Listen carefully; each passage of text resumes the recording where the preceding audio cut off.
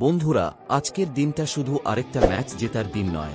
আজকের দিনটা আবেগের, গর্বের এবং ১৪০ কোটি ভারতীয়র স্বপ্ন পূরণের দিন। চ্যাম্পিয়ন্স ট্রফির ফাইনালে ভারত এমন এক জয় ছিনিয়ে আনল, যা চিরকাল মনে রাখবে ক্রিকেট বিশ্ব। কিভাবে ঘটল এই অবিশ্বাস্য মুহূর্ত? আসুন পুরো গল্পটা শুনি।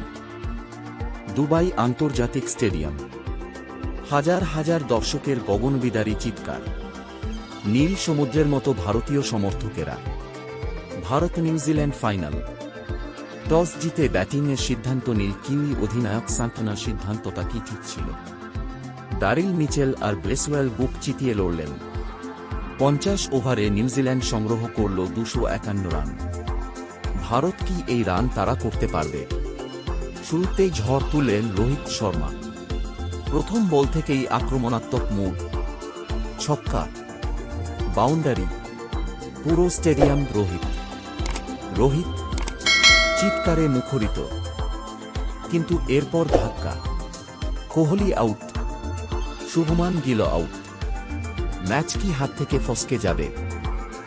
শেষ ২ ওভার, দরকার ১০ রান। ভারতের হাতে মাত্র ৪ উইকেট। পুরো দেশ নিঃশ্বাস বন্ধ করে দেখছে।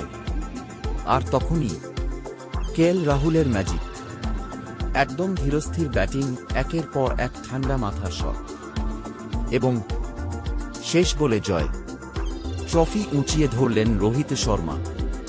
দলের সবাই ছুটে গেলেন মাঠের মধ্যে। টিয়ার্স অফ জয়, আনন্দের কান্না। আজ ভারত চ্যাম্পিয়ন। এই জয় শুধু একটা কাপ জেতা নয়, এটা ১৪০ কোটি ভারতীয়র স্বপ্ন পূরণ। এটা শুধু একটা ট্রফি নয়, এটা কঠোর পরিশ্রমের ফল। এটা শুধু একটা জয় নয়, এটা এক ইতিহাস। বন্ধুরা, এই জয়ের সবচেয়ে বড় নায়ককে? কমেন্টে জানান। ভিডিওটি ভালো লাগলে লাইক করুন, শেয়ার করুন আর চ্যানেলটি সাবস্ক্রাইব করুন। জয় হিন্দ।